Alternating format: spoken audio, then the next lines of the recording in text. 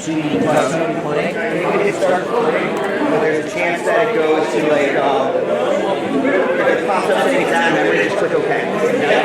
So that way it's backing up on our Twitch. And then for Twitch, I can just send a random answer, I'll see if I can download. Yeah. So fix those recordings.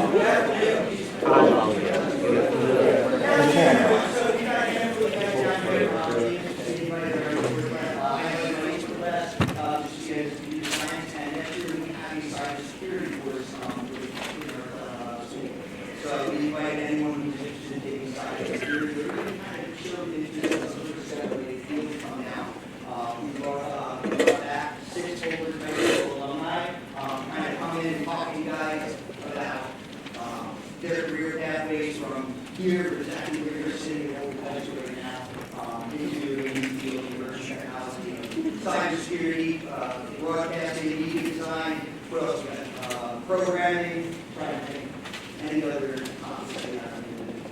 Analysis, and media design.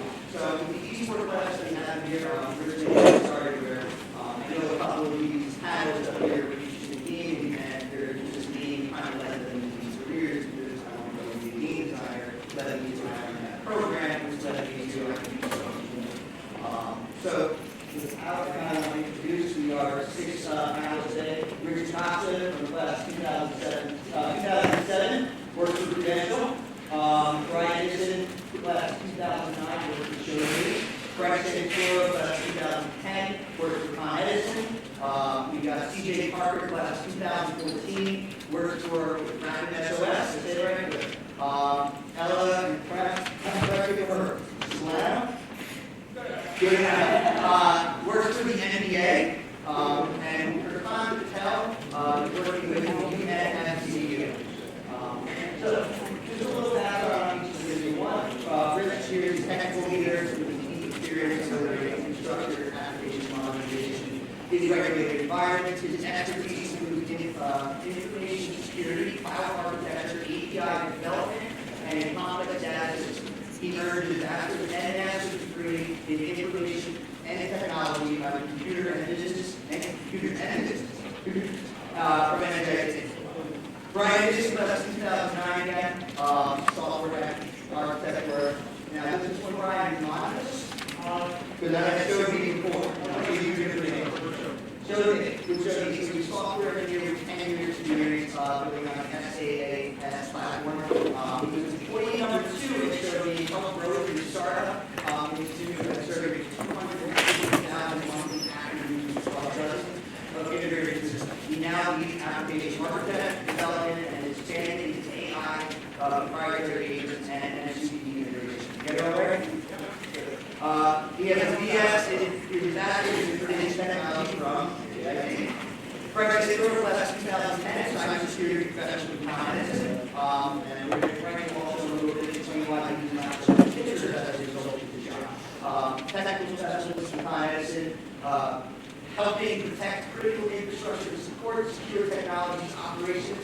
Frank offers students a practical view of how cybersecurity connects reliably, risk management, and protecting essential services in a digital world. He's earned his bachelor's from NJIT and his master's from New York University. CJ Parker, class 2014, NOC manager, rapid response technology leader with experience in network operation management, customer service, and team coordination. A quick learner and effective team learner, CJ brings students a practical perspective on adaptability, leadership, and how technical and people skills work together in modern operations. He has a bachelor's in information technology and assurance from New York University. Ella Solano, You're going to have to correct me when you go off. Ellen supports technical and workflows behind live sports media operations and shows how media communication and technology can intersect with fast digital career. Ellen received her bachelor's in journalism and media studies with a minor in digital communication, information, and media from Rutgers University. And last, her Patel 2022. He is an IT analyst at UNFCU, IT cybersecurity professional with experience in privileged access management, security operations, and network security. While studying computer science at NYIT, he built skills in PowerShell, Linux, Python, and complex internships, including work in CISA. The time offers students an insight into risk assessment, security monitoring, and frameworks such as NIST and near capacity. So I want to give everyone also an opportunity up here to kind of explain what I do rather than just saying the little blurb that they gave me. Tell you guys, because they're going to be able to explain all of it a lot more depth. So we're going to give each of them about 5 minutes to see you guys right now on their journey from exactly where we're sitting right now, although I did a little different room when they were here, all the way to how they got their job through college and what their day-to-day is kind of like.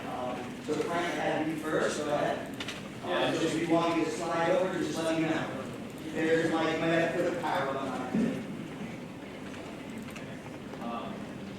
Hello? Okay.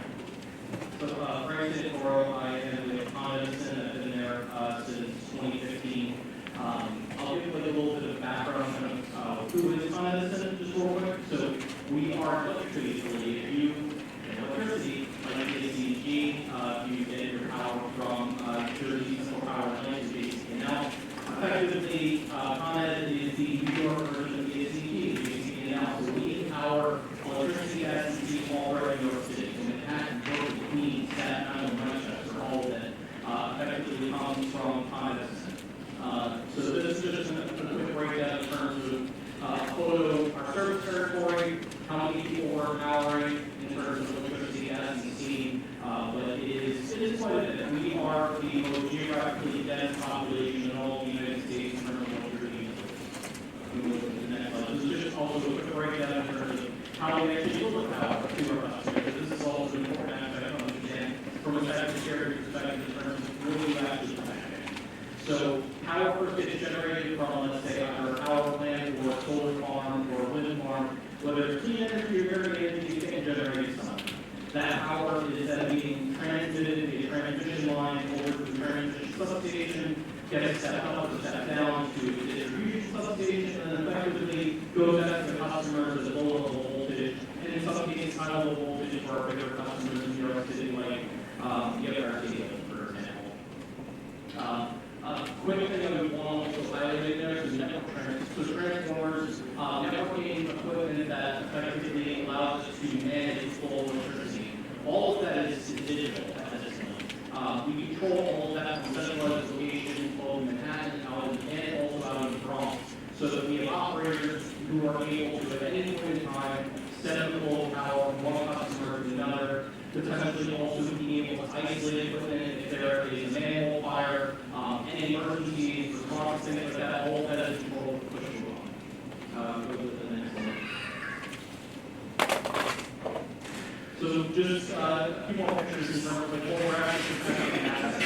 So the top two are, on the top left is actually a transmission substation, how Westchester, so all those big transmission lines that we typically see as you're driving down the road. That is power area transmission power. On the right hand side is actually steam generating plant on the east side of Manhattan. So we call it refrigerated steam generator for electricity and steam. But then that's also something that is on the network. I think from a cybersecurity perspective, assets that my team ultimately has in that.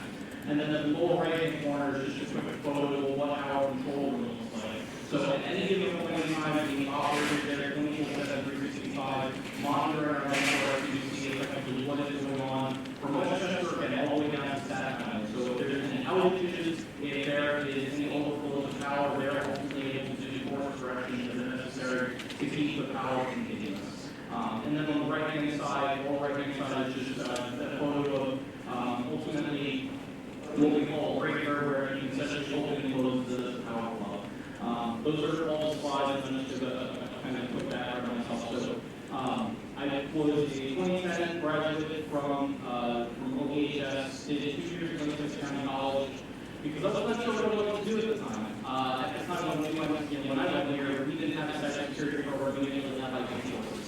So I went to Lincoln County College, figured myself out, and that was great. And then I went and I did 2 years in education, graduated from there, and then I ended up going to ComEd, and then all of it, and then got my master's degree. Over the course of my time at ComEd, I'm taking on officer's responsibility. But one of the to get off questions about why my photo. In my line of work in cybersecurity, having online presence inside actually it's a hazard to detection. I know people in my industry who have online presence is actually marks. People who have effectively, you're putting your information out there, that is information that you use against you. So there's those reasons why I have no Facebook, I have no Instagram, I have effectively, I try to identify I have no online presence whatsoever. Because again, where I'm at currently in my current role, cybersecurity and the power that we have to effectively take down all of New York City and cause a blackout across an entire, all 5 boroughs of Westchester is massive. So that's just about me. We could probably have that in the next version. Frank, and CJ Park, 2014, go ahead, CJ. So that's my quick time around LinkedIn. So I'm CJ, NOC manager at SOS. What we are, we're a 911 SaaS company. So if you ever dial 911, we can target your location within a 10-foot radius and send it to law enforcement to find you. So, and if you drive Uber and Lyft, we are also the monitoring center that facilitates the emergency call and gives 911 location information. And the next slide. So, who am I? I'm a father of 2. I have a 6-year-old and a 2-year-old, as you can see. Any Squid Game fans? We can dress those Squid Game colors that I want to throw out there.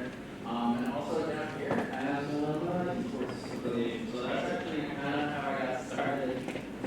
Playing video games, Call of Duty, Halo, back in the day. But this is actually a team I was in called Banner Arcade. Really fun time when I was in college. So we did class around mostly. We're not going to play the class, but we were at a little bit, little push. And I actually get paid for this, so it was pretty fun. It's definitely a good outlet. I learned computer graphics, animation, things of that nature. I think for the okay, yeah. That's okay. So early, really, it's all during high school. So I started out up here, although I'll go this way and kind of work my way over. Library. So I started swimming actually for Mr. Weiss's father, which got my first job, which then ended me up teaching swimming for the Special Olympics. My math teacher, who I did suck at math, but I loved her, Lori Roderick, she was awesome. Her daughter, Sarah Roderick, up here actually came and did a panel for computer animation, which got me into School of Visual Arts in Manhattan. Found out it wasn't for me. Very expensive school, very awesome, talented people, but I learned a lot, and that's okay. You take the opportunity to get, and there's no shame in that. But then eventually I went to DeVry, thanks to Mr. C over here. I had a DeVry representative come to class, talk about cybersecurity. I got a scholarship from that, and the rest is kind of history. CompTIA cert from that, and yeah, the show was on the road. So. I think there's more slides. Oh, interesting. Okay. I'll just talk to the rest. Oh, no. Okay. I tried to hide the reference. But yeah, anyway. I saw that. Yeah, that's my idea. But you do this slide. I'll talk through what I do. So, SNOC stands for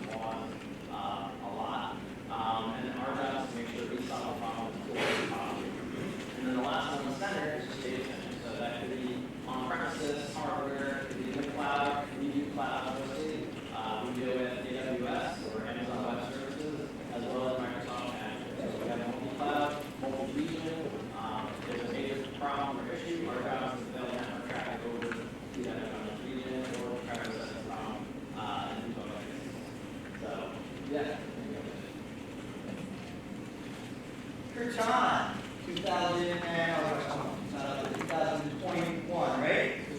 Two. Go ahead. Yeah, so I graduated in 2022, but after graduating in May, I go to Institute of Technology. Throughout, I guess, like college, and so far in my career, I think one of the things that was really kind of inspired a great, I guess, like hope, I guess, like okay, I got to do like computer science, and then pursue something in cybersecurity. And that's just throughout college, I kind of realized, yeah, I still want to get into cybersecurity. I'm not a programmer, but I like security, I like solving problems. So that's one of the things so far I'm getting more into those slides. So A little hard to see.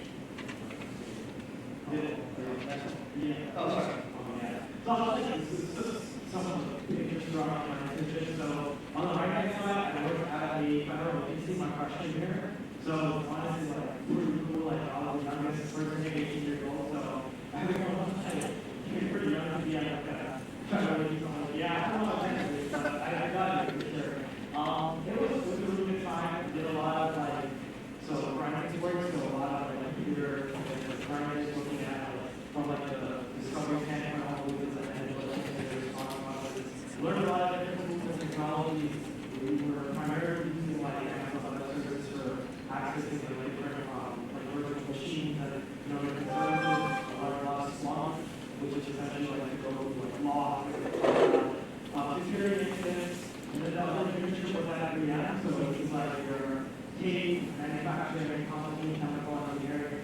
They do all that. I was on like your IT security team with like privileged access management work, essentially like if you're trying to access a high level, like account or high level, I guess, something that we should have for a long time, we kind of make sure that this person gets the proper access to the person that we not making more longer.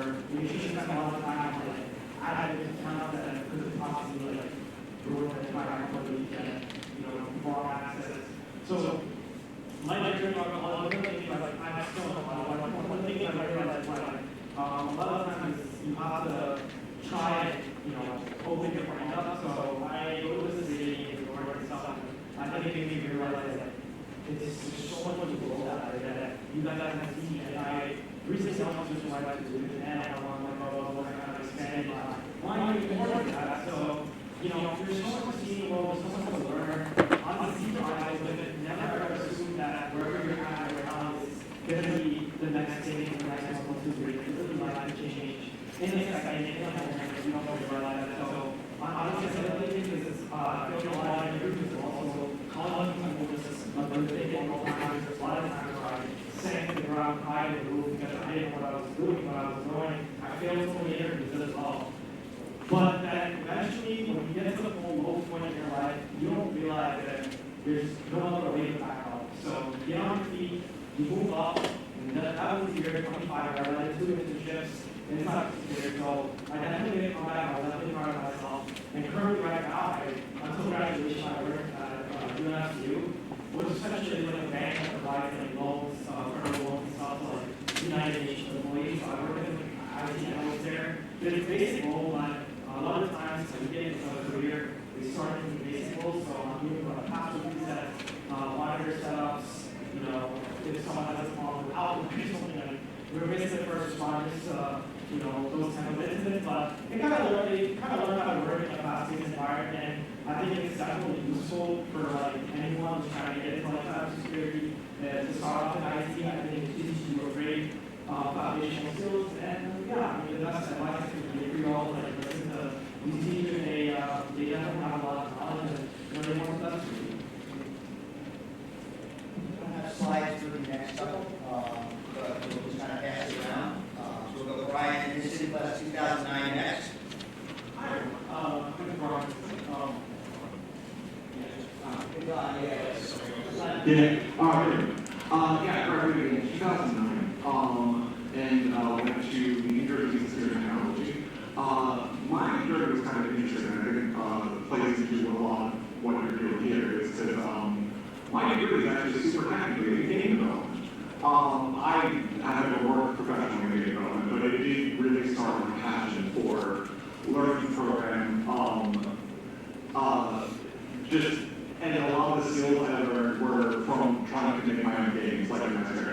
then like that's how I learned programming, how to like do proper patterns, like I learned design patterns to make the item work in the environment for the game I was making. That was actually a really fun time that kind of sparked my passion for programming, and eventually it became more about like problem solving, like watching stuff like together, and less about what I was making, more about the process. So after college, I immediately got a job at Johnson & Johnson, which some of you might have heard of. It's a small company. I hated it. I didn't know I was working in a big corporation, it was too much for me.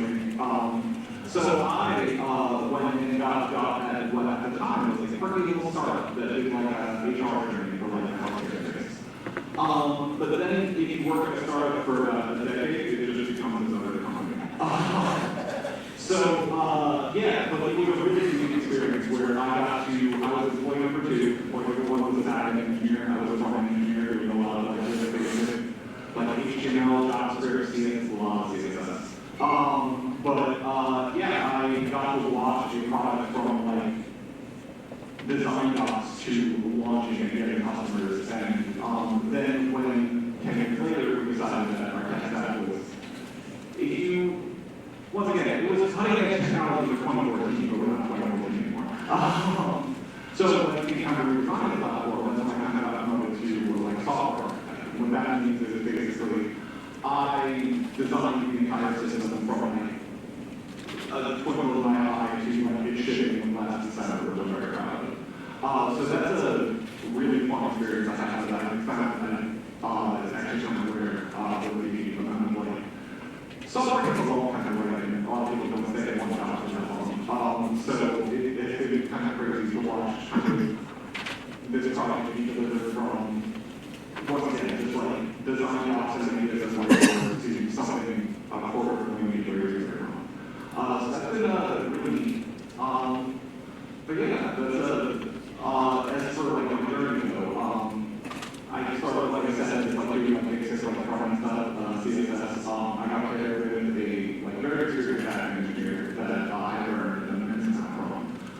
And like that's kind of the biggest advice I can give is just like find a mentor, like talk up with them, like learn everything you can. Because eventually I learned the back-end and I became a full-stack engineer, which basically means full. And all the way up to like full-on leadership and like architecture.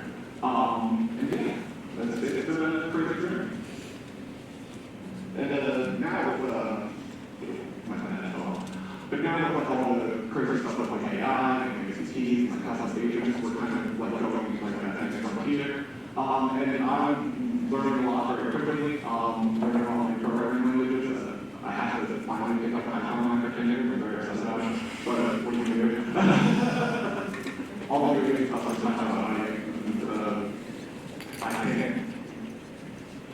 I can't think of my license getting away with that class. But that's not I graduated with Brian, and he's been studying KD Python since 2007. 100%. This is kind of different. Hello, we're going to have go ahead. I guess a little bit about me first. I graduated in 2021. I went to Rutgers, kind of undecided. Like I had no idea what I wanted to do, even in IT at all. So as I'm doing my prerequisites and things like that, I heard about this kind of club program at Rutgers called Vision. So I started working on a production truck for Rutgers sports games. We were, doing the camera work, instant replay, directing, graphics, all that kind of thing. And also, I knew I had an interest in sports, so that was kind of my direction a little bit. I knew I wanted to kind of work in sports, but I had no idea about all the different kind of paths you go down. So yeah, I'm doing that in college, and I decided to major in journalism and media studies. Nothing to do with what I do now at all, but that's fine. And I got my major in digital communications, so that was semi-helpful. But Before my senior year of college, I had an internship at the cybersecurity, so they're the NCAA affiliated, and there I also worked on their production team. I was doing some replay like that, so that's kind of like, that was kind of my passion in broadcast in general, but yeah, so then I went back, finished my senior year. But in March of my senior year, I ended up getting a job at Major League Baseball, so that's where I started. As a broadcast engineer in their replay center, so that's where all the challenges come in, and the umpires, kind of make decisions and send it back out. They kind of took a chance on me, I guess, because I didn't have much engineering experience, but I did have production experience. So that kind of paved the way for me to get a job there. And then this past September, after the baseball season kind of came to a close, I ended up getting a job at NBA, and that's where I am now, as a broadcast support engineer. So in my department, I work in the game distribution center. So we have a bunch of operators that I'm kind of just supporting nightly, and they are creating broadcasts that get sent to LeaguePass and kind of all our global partners. And we work on a big team where we have virtual signage, so they're the ones that add, ads to the court digitally, kind of like a traffic operations too, and I'm supporting just the game distribution center. So we're taking in all the feeds from all the arenas and kind of making sure they're working correctly, as well as studio shows from ESPN, Amazon, NBC, things like that. And yeah, these feeds get sent out to LeaguePass, so kind of I'm just monitoring them, troubleshooting any issues that might come up, but that's kind of just on my job. But I think something to note that's important is that I didn't know, I was interested in kind of technology or engineering at all, and even through college basically until my senior year. And I think it's really interesting that, something might spark your interest and that could be the way you go. Even if it's different, than what you're majoring in or what you thought you were interested in. So, yeah. Yes, go ahead. All right. All right. So, good afternoon, everyone. My name is Rich. This seems to be a running trend in my life where people seem to keep asking me to sit in front of folks with a microphone. And I sit up here and I'm like, how did I end up in this situation? But if I look back, a lot of it really stemmed to some of the stuff I started doing while I was in many of the same seats that all of you are in today. Is here as a student at OBHS High School, when I saw the computer science courses on the curriculum, I knew I immediately had to sign up for those. I had already been a somewhat self-taught programmer. That was just how I brought myself up. That was the environment I was in. My parents, both engineers, both valued education more than anything else. They let me have the time in front of the computer because they knew I was taking stuff apart, breaking it, sometimes putting it back together. Sometimes putting it back together. But it was a lot of the folks here in the city. I give an enormous amount of credit to for seeing that bit of talent and helping shape the course that I took with the multiple courses I took with him and others here to help me unlock a lot of that potential. It was through that coaching that I eventually decided to apply to MIT. That's where I started as a computer science master, computer science for my undergrad, because that seemed like a logical thing to do. Like programming, most programming stuff happens in DS. Actually, a semester, and I ended up switching my major to information technology. A lot of that was due to I just found a way for us to have conversations with my teachers and professors there. They told me more about the coursework, and I decided I wanted to look at more of like how all the systems that we were creating actually work and how they operate with each other. So graduated with undergrad at MIT with a focus on network security. It's a bit of a running trend to kind of get on the security background, and that deserves our emphasis that you're hearing out here. It's the foundation of like everything that makes up a company. The customers don't trust you, right? What if you get breached? That's an incredibly difficult thing to repair. But during my time there, and for context, I never was a very social, I'm very introverted, so I need people around me to kind of pull me out of that, my little ideals that like to get in. There was this other student that I was taking competing classes with, and she had nagged me to apply to these internships. And I was like, all right, fine. I applied to the internship credential, which anyway, you know, credentials right on the street that are convenient. And I ended up never leaving. I'm still there 60 years later. But I worked at a student that kept nagging me to apply to that internship. Eventually became my wife.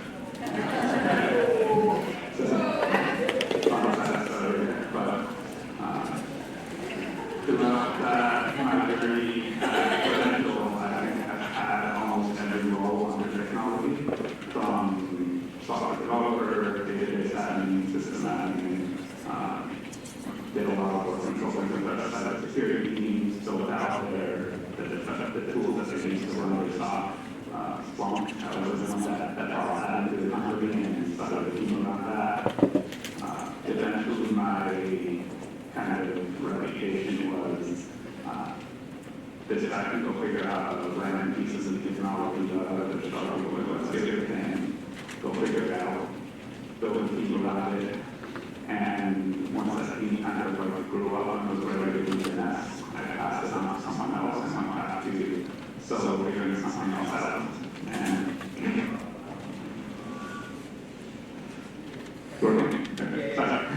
a lot of that moves later, I ended up running starting our cloud team.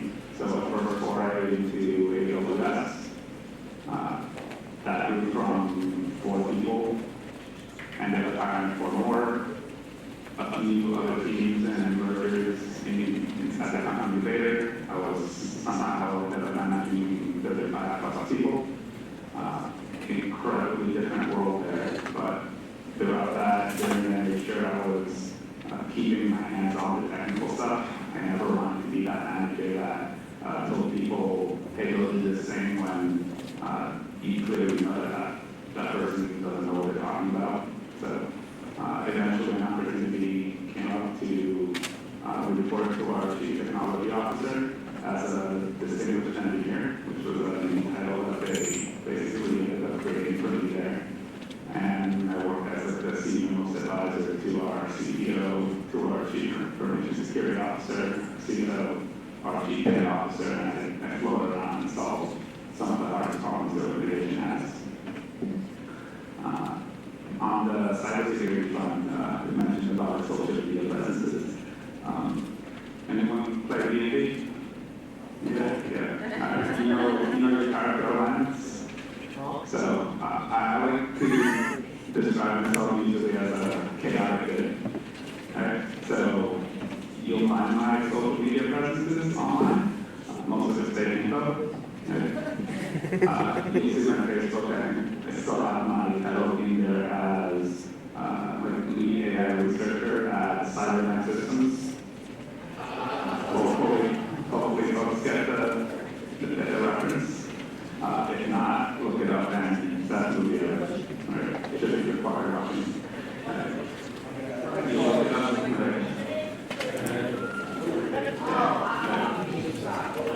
there you go.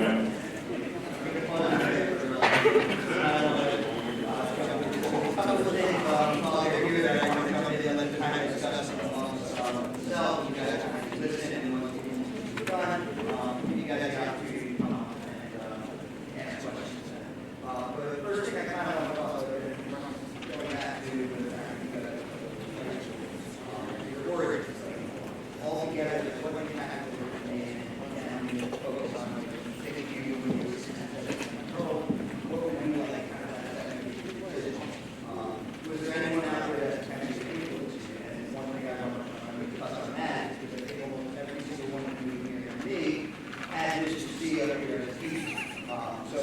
part, I'm not going to see on the podium, but him asking these questions. And I think almost everyone of you, journey online kind of began with this.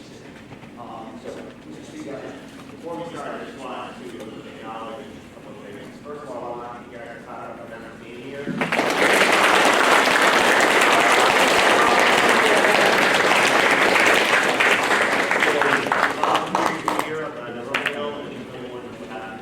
I also want to acknowledge that we're working together. That's a great idea, but that's our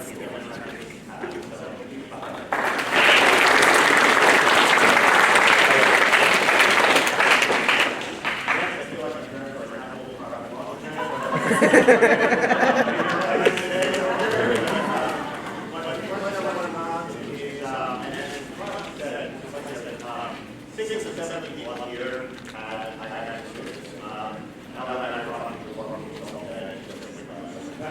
but nevertheless, but part of the feedback, I did know here, and so it's great to see how they all developed in different years. I give that to our students, so we really want to get your story, your story, of where they started and how they've gone along the journey. We're going to look at that magical moment and then you decide, hey, this is what I want to do the rest of my career, trajectory of my life. So you're still figuring that out, perhaps, but what I'd like to do is and that's the insight that I want to provide to students and have them relate to you in terms of when it can happen, how it can happen, what it's like when it doesn't. So you get off here, I guess for this, I would say that following your interests, I would say, is really important. I guess that's not the case all the time, but you're really gonna force yourself to like something. You don't want to be kind of stuck doing something that you maybe don't have a true interest or passion in. So I guess that's kind of what happened to me because I knew I wanted to be in sports. So it kind of led me that way. Now that I'm here, I know that this is something I'm truly interested in, and I can see myself doing this for the rest of my life. But I would say like finding your like niche, your passion is super important.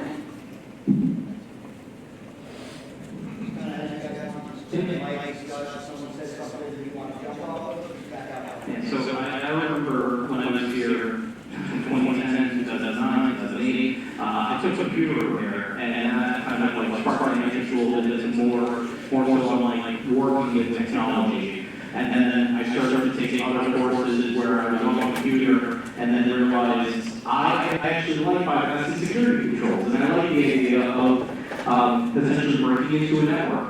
And then I quickly realized I don't want to jail. So I started looking at the path of how can I utilize what I'd like to do, but also get paid for it.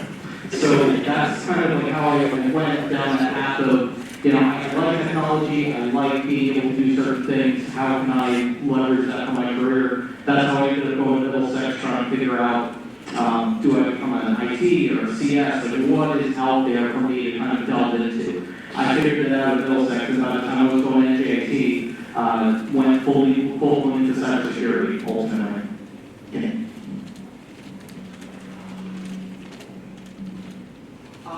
The one thing I wanted to highlight was to find something you're passionate about and just dedicate a lot of time to that. Because like I said in my intro, my degree is super technical in data development. And I've learned a lot of the skills self-taught in Mr. C's class, where Mr. West is also in there. Yeah, just like basically like teaching myself, I don't know, you guys have one of the flashes. Woo! Yeah. So I basically taught myself how to program running an action script, make my own flash game. And that was kind of what led me my lifelong passion of like eventually learning like more advanced engines like game engine or PV or Go, and like that kind of a lot of skills are going to be shot kind of transfer over. Because like right now my main blend is learning TypeScript, but like ActionScript and UniScript and TypeScript is a very easy like transfer of like. And the most important one thing you can learn is just like how do you like learn and teach yourself things, because like I got to college, but and over a decade, and like nothing I learned in college is relevant anymore, not even a little bit. But like the skill I learned in college and in the class were how to teach myself those things, how to learn new stuff, how to absorb new information, how to teach yourself new technology. So that is that with a combination of like following your passions is the best advice I can give. So for me, I would say, especially AP, concept A, and principles class, like, principles during COVID, I believe 2020, I was like a junior in high school. So during that time, like, that was the first class I ever did, and it was like code.org, and so I was like, oh, I don't remember this, somewhere along the line there. Yeah, and then after that AP, concept A, full-blown job, I was like, okay, it sounds interesting. I'm not like the best programmer, but I think I can do it. And then with like a bank program application, which a lot of you probably are doing right now. But yeah, that project, working with like a group, kind of like, I realized like how important like that entire process is from like the start, getting the requirements, all the way to the end, and like finish the project. So, and then I realized like when I started, like, when I was a freshman in college, I realized like, okay, I'm not the best programmer. I see CS classes, I'm like, okay, so I was offering to look at cybersecurity. So then after that, I applied to like cybersecurity internship with a career fair, which was at Homeland Security, and then that was like my first whole like journey of getting started in cybersecurity. I really liked the environment there. I mean, it was pretty cool. I got to skip TSS lines because I had a government like ID, so it felt like super cool. You felt like a boss essentially, but I was just a person working there. But yeah, it was super awesome. And then from there, I decided like, let me just focus and get good at one thing, which I want to do, which is like cybersecurity. And then from there, throughout obviously my journey, I've had a couple of internships more than that. So one like good thing that I would like to say is like you're good at like some skills, pick one thing and get really good at it, because that will eventually like pay so many opportunities for you ahead.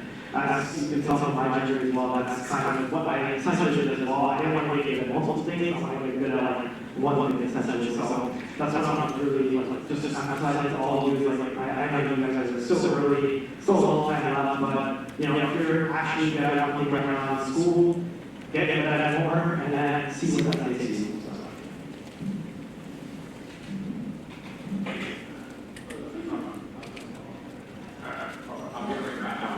So just to counter what you said, and it's okay to have skills in one over, but if you don't know, like, I don't know. It's good to be jack of all trades too. There's definitely an opportunity for that. I started out as an intern, climbing on the desks, CEO, printer cable wasn't plugged in, right? Getting dirty the server racks, you kind of have to figure it out, right? But if I can't do that, I might be just, answering phone calls or chatting with somebody and developing a personal skill set, right? Like your soft skills, I think, are more important than your hard skills. But by that, I mean, how do you speak to people, how do you approach people, how do you connect with somebody? Those relationships that you grow now and from here on forward, you're not going to realize it now, but it's about who you know, not what you know. Because you could always learn something new if you're capable of it, but the connections you build last forever, and those are hard to keep. So I just wanted to say that. I'm going to rattle off 3 points and then go into a little light detail on these, because then it looks like we're moving on to the next question. Yeah. Right. It's learn how to learn, surround yourself with the people that make you better, and like, what you're good at may not always be what you like may not always be what you're good at. Right? So learning how to learn, to the points made earlier, like you're right now focusing on learning all the foundations. Right? Those are the things that you need to keep with you, but when you get into the workforce, when you start solving like the real hard problems that you need stuff, you're gonna have to learn stuff on the fly. Some of that, when you learn about yourself, some people learn better through getting their hands dirty, getting hands-on. Some people need the more classroom formal education, study for a certificate at work. Figure out what works for you there. The people around you are incredibly important. It's not about you, it's about the people that that are surrounding you, people that will be advocates for you in the workforce, in your classes, in the project teams. Right? If you're not surrounded by good people, if you don't pick the right friends, you'll get dragged down. Right? You'll fail that project in college because you picked the wrong teammates and they threw all the work on you. Right? That project that in your internship, in your corporate world that you end up in will not ship on time if you didn't build the right team. Right? And lastly, the problem solving, like, you're always going to find something new. Right? If it was an easy problem, it probably wouldn't have ended up on your desk. You guys almost hit it perfectly with the next topic. I want to try and get to two more, so this was pretty total if we can. Question I have for you guys, in the evolution of the field, any of these students have 6 months right now to prepare for the field, or whatever they want to go into. Because it's changing, it's constant evolution and changing in the field before we can start touching it. Let's just say we're prepared in 6 months. And I kind of want you guys to focus, which you guys are really pinpoint on what I was looking for, the soft skills. Go ahead.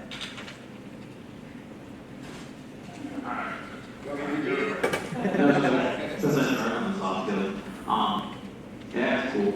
Technology's cool. It changes every 5 minutes. After this conversation, there's going to be a new tool out there. So it's not about learning tools. I think Rich nailed it. I think you just have to focus on the fundamentals of what you enjoy, but also what you're good at. Because again, your passions might not be what makes you money, but what makes you money might help you pursue your passions. So again, don't always do it for the money you do. That's never a good way to go. It's a good way to start, but it's not a fulfilling goal, trust me. The Google jobs, the Apple jobs, everyone says, oh yeah, go for the bank companies, right? It's you become a number. So I like to start with industry because you have to wear many hats, you have to learn many jobs, and the expectations are very low.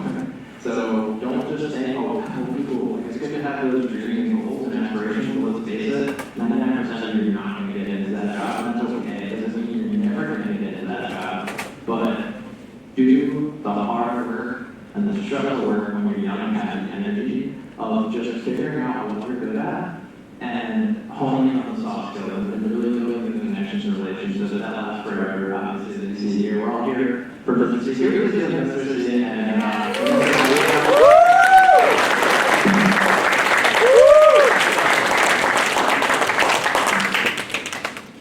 Alright, so you have 6 months. You got to figure out how to do something productive, and it's going to be working with something in technology. Figure out the part that what is technology working for, and that's likely not going to be a technology thing. So we've heard the term jack-of-all-trades, master of none. I don't think that's a good one. I think I like looking at it more of a jack-of-all-trades, master of some.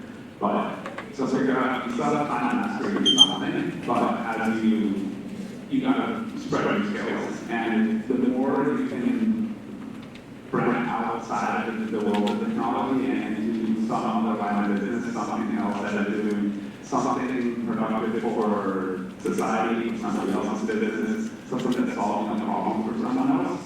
If you can figure out what that problem is and how by solving it you can make their life better, their business better, and you just happen to be solving it through your technical skills, that's how you're going to make the win.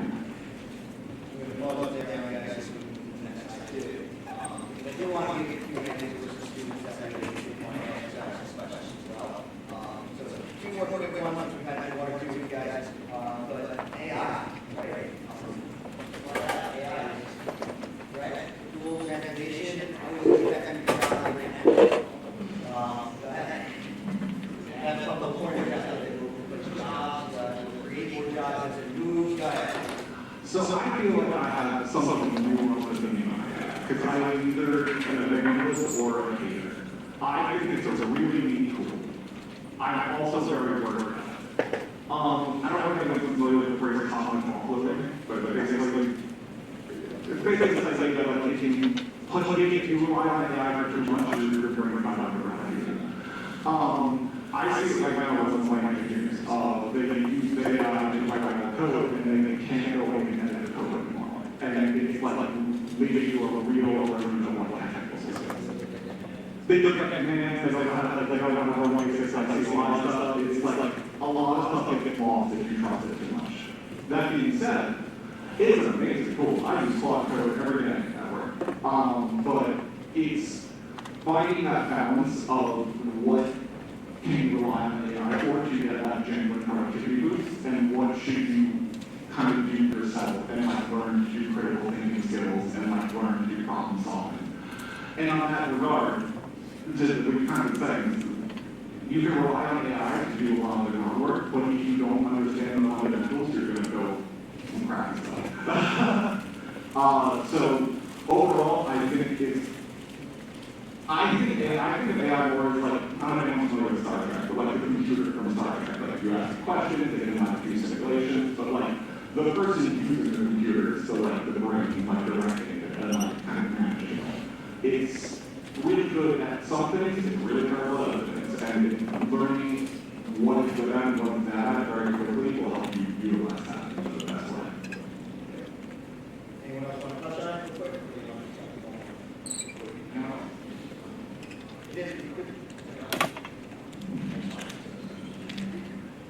So just to quickly hit these questions, number one, yes, but the job will change. Okay, so the job, so think about the Industrial Revolution, not to get history buff, but before telephones and cell phones existed, there was operators that had to plug switches and operator, can you connect me to my grandma, and where does grandma live? And they have to find that port and then plug it in. So those jobs aren't here anymore, right? But there are other jobs that replace that, right? So that's never going to go away. So it's kind of a good question there. Number two, yes, 100% we will create more jobs. And the reason for this is we have to elevate ourselves to that level. So the job will be smarter and harder. You might not put the birds at McDonald's very much longer because there's going to be robots doing that. But who's going to fix the robots? Who's going to program the robots? Who's going to debug the network that the robots are on? So 100% going to create more jobs. But the money is there. Cybersecurity risks, I don't know if you want to touch on that. No. So cybersecurity, when it comes to AI can be helpful to help develop new cybersecurity tools and help implement new cybersecurity controls. We haven't really seen the evolution yet of full-blown AI malware effectively attacking networks and things like that. But it's not a question of if, it's really when. So it will AI ultimately help or it'll 50-50. But I think over time we'll see a lot more development of AI-related malware effectively attacking networks. There's already been a handful of those cases, and this is somewhat wearing my chaotic good hat. I'm like, you know what? Good. Right? There's way too many companies out there shipping software, often knowingly that software has vulnerabilities inside it, and they've swept it under the rug. If working cybersecurity is a whole thing about responsible disclosure of vulnerabilities, to give the companies an opportunity to go and fix their bugs before the world learns about it so that the customers don't get hurt by it. There's a lot of companies that get vulnerability reports and sit on it and do nothing.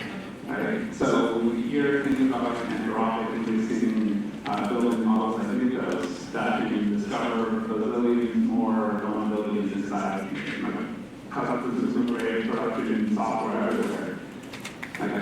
Get your bugs moving, fix those bugs, and those are all jobs that are going to be created. It wasn't an act. It was the company that they gave it to. They gave it to. Yeah. What's that? Yeah. Basically, That was slot code where they committed the wrong the source map. That was an engineer supposedly. You probably committed, right? I do want to add one more little AI. Ella, I'm calling you for this one. You work with media and what are you seeing on the river? Have you seen uptake in AI in media and kind of throwing it into the loop? Are those So a couple weeks ago, actually, somebody come into the office. I'm forgetting the name of the company now, but they kind of developed this AI tool, I guess, that turns one camera into a 360 view of, whatever you're looking at. So the model they showed us was a baseball player, hitting a ball from obviously home plate, and the camera was pointed at them, facing the stands, but AI was able to create, the whole backside of it. So they can kind of spin around the whole camera, you can see the whole person's body and everything from the top and the sides. So we haven't seen that before we use yet, but I think that that's something that we will shortly see. Also, in the replay center where I used to work, we would have kind of like computer generated, something. Let's say I'm our strikes out, right? We would automatically have like the best 4 camera angles pulled up. So, the umpires can see it quickly, or, our operators can see it quickly. So I think in that way, it's kind of pushing into like media more, but, yeah. Last quick talk point I had, we have 2 flight lessons and 2 whatever instances, right? So, just a general question, how does these sports is now, in case you guys don't know, you could go to college and get 3 degrees. Correct. But then the question would become, and I explained to everybody, what can I do with that job? So I'd like to kind of hear from your side, are you seeing this now in your field, in the hiring process? Maybe somebody who applies that has an Esport background, has an advantage over somebody who doesn't. I know you would leave that, go ahead.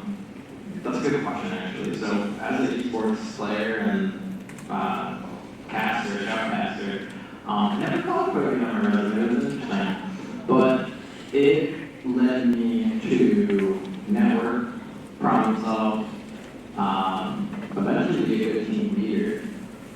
Because you got to strategize, right? When you're in the mix of it, you're playing Overwatch, playing Fortnite, you got to coordinate your team. That's real life too. So I would say maybe not so much being on that team itself, but the experience you get from being on the team and playing with your friends and having that outlet and connecting with each other, because that's how we connect, right? Through video games and things of that nature across the world.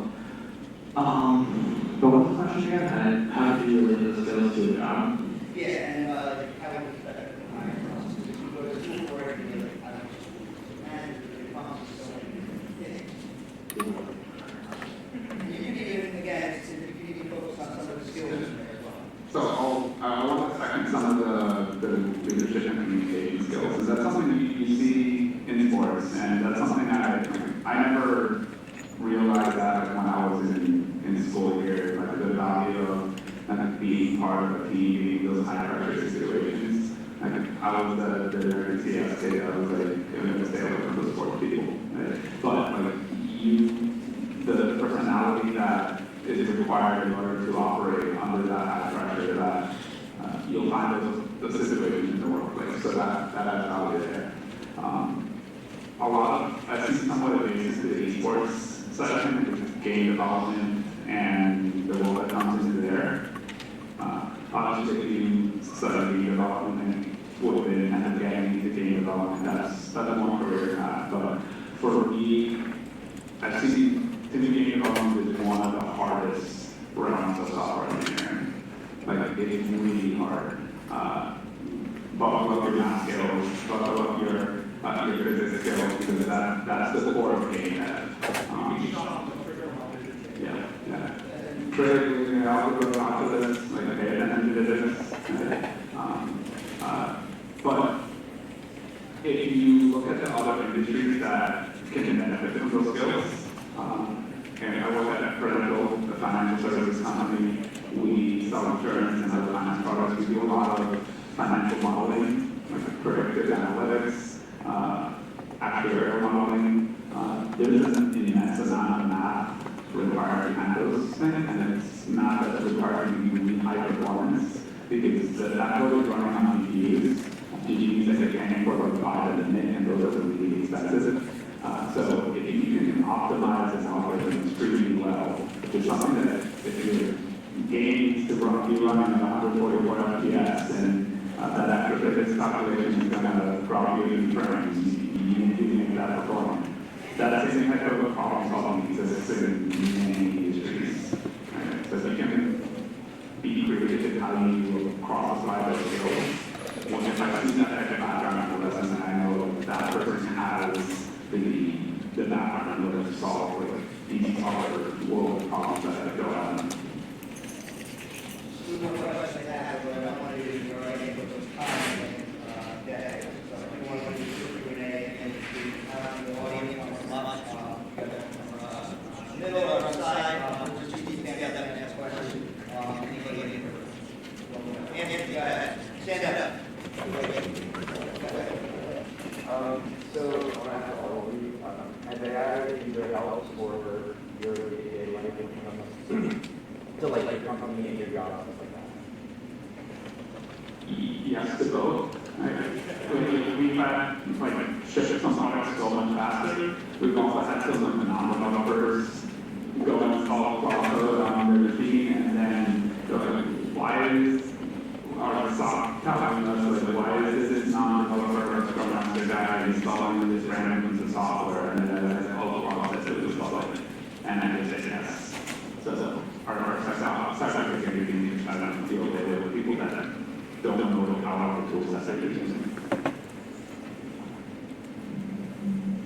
Yeah, on the second go the better and worse. It allows you to shift into your software infinitely faster. It also, for me, I tend to suffer a little bit where I get burned out a lot more when I'm using a lot of agents and code and stuff like that. Because I feel like I'm only having a lot more work, focusing a lot on things, you're jumping between different content and a lot quicker, and it leads to the end of the day now not being able to make things well. And that's kind of what I was talking before, like the overwhelming bringing the cost of offloading. There's like these majors that like how do you guys have anything to do? Like it's very cool, but like I do think we need to have some safeguards and like stuff like this.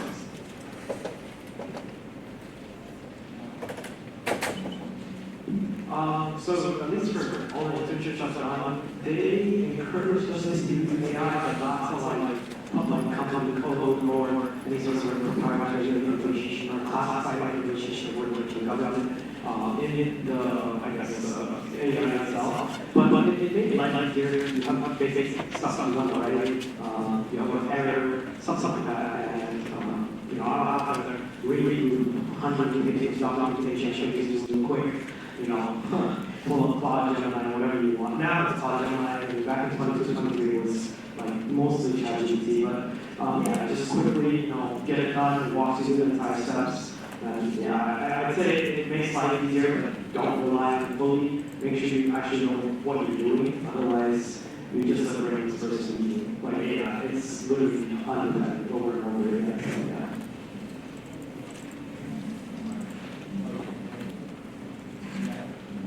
Oh yeah, I just want to second this. So we created an AI pipeline, which is pretty cool. So we ship code super fast.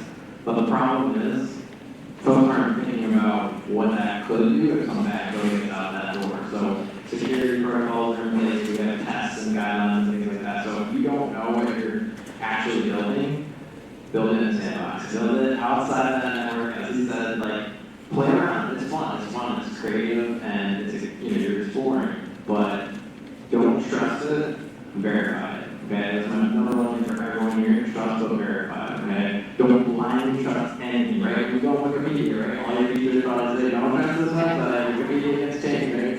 AI is ran by big corporations, and what's going to happen soon is they're going to sell your information. Right? It's just common knowledge. ChatGPT is already announcing they're trying to make ad space. Elon's trying to fight that. Hopefully he will.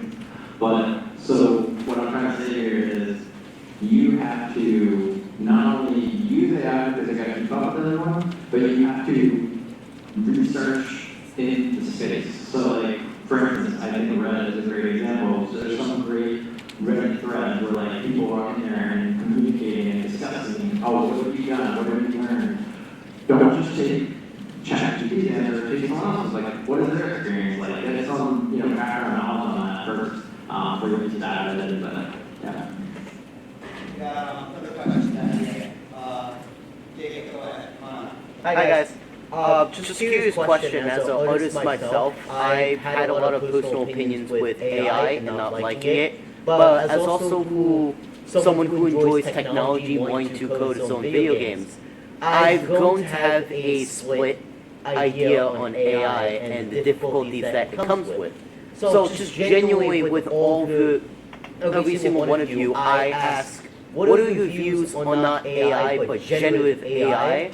And the fact that we can make something on a whim quickly.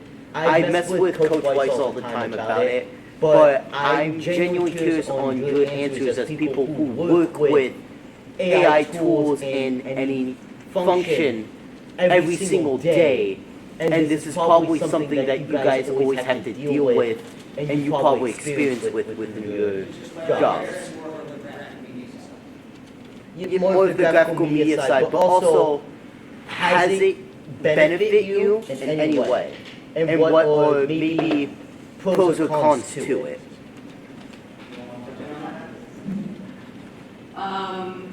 Over the last couple months in the office, I've definitely heard kind of about using a tool like that when we have, feeds completely black out. So a lot of the times throughout the night, a camera will just go black, a studio show will just go black, and they're kind of coming up with a way that, based on what was being broadcasted before, something that could be put back up to kind of eliminate that blackout, while, whatever the real root problem is being fixed. So I think in that way, that could be super beneficial to us. That way, people watching at home, you don't even know something is going wrong, and sometimes kind of covered without even if it's for, a minute or two. So I think in that way, it's super cool and useful. I like seeing it being used for stuff like that. And like the camera thing I was talking about earlier, so yeah, that's been kind of cool to see. I'm interested to see like what other things they kind of come up with in that sense.